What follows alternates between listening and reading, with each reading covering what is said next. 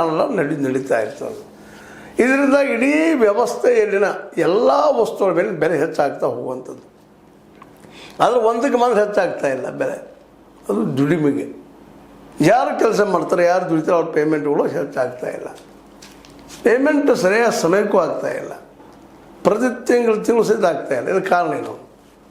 ಇದಕ್ಕೆಲ್ಲ ಕಾರಣ ಸಿಂಪಲಾಗಿ ನಾವು ಹೇಳುವಂಥದ್ದು, ನಮ್ಮ ಆಡಳಿತದ ತೊಂದರೆಗಳು, ಪ್ರಾಮಾಣಿಕವಾಗಿಲ್ಲಂಥ ಆಡಳಿತ ಅನ್ನುವಂಥದ್ದು, ಪಾರದರ್ಶಕವಾಗಿಲ್ಲಂಥ ಆಡಳಿತ. ಚುನಾವಣೆಯಲ್ಲಿ ಮಾಡಿರಿ, ಅಲ್ಲಿ ನೀವು ಲಕ್ಷ ಕೋಟಿಗಳನ್ನೇ ಖರ್ಚು ಮಾಡುವಂಥದ್ದು ಏನದ? ಜನರಿಗೆ ನಾವೊಂದು ಒಳ್ಳೆಯ ಕೆಲಸ ಮಾಡ್ತಾಯಿದ್ದೀವಿ, ನಿಮಗೆ ಅನುಕೂಲ ಮಾಡಿದ್ವಿ ಅಂತ ಹೇಳೋದು. ಯಾರಿಗೂ ಮತ ಹಾಕ್ತಾರೆ ಅವರು. ಅದಕ್ಕಾಗಿ ಎಷ್ಟೊಂದು ಖರ್ಚುಗಳು, ಒಂದು ಚುನಾವಣೆಗೆ ಎಷ್ಟು ಖರ್ಚು ಆಗ್ತದೆ.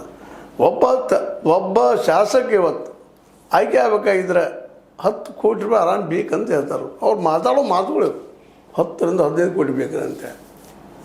ಏನು ದುಡ್ಡಿನ ಬೆಲೆ ಏನಾಗಿದೆ, ಇದು ಯಾಕೆ ಬೇಕು ಅಂತ ಇದು ಸಹಿತ ಇವತ್ತು ಪ್ರಶ್ನೆ ಆಗುವಂಥ ವಿಷಯ ಅದ.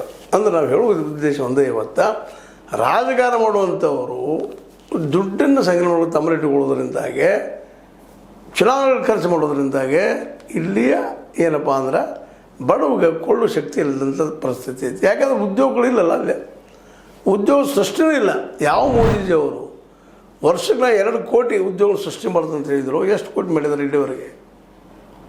ಮನುಷ್ಯನಿಗೆ ಉದ್ಯೋಗ ಇದ್ದರೆ ಏನು ಪ್ರಶ್ನೆ ಇಲ್ಲ, ತುಟ್ಟಿ ಆದ್ರೆ ಆಗಲಿ ಪಾಪ, 1-2 ರೂಪಾಯಿ ಹೆಚ್ಚು ಕೊಡೋನು ನಾವು ಹೇಳ್ಬೋದಾಗಿತ್ತು. ಇವತ್ತು 3 ರೂಪಾಯಿ ತುಟ್ಟಿ ಮಾಡಿದ್ದ ತುಟ್ಟಿ ಮಾಡಿದ್ರ ಬಗ್ಗೆ